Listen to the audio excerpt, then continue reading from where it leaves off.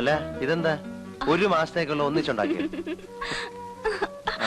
പാചകമൊക്കെ മതി. ഷോ എന്റെ മോളാകെ വേർത്ത് കുളിച്ചു പോയല്ലോ.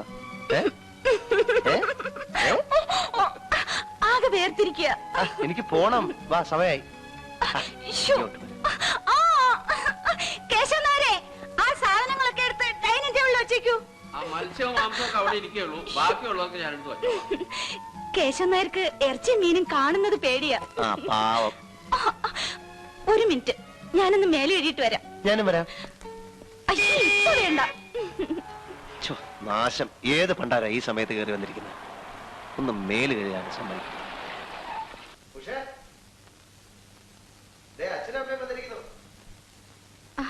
അമ്മേ ഇതെന്താമ്മേ ഒരു മുന്നറിയിപ്പും ഇല്ലാതെ? ഞങ്ങൾ ആലപ്പുഴയിൽ ഒരു കല്യാണത്തിന് പോയിട്ട് വരുമോ? വിളിക്കാം.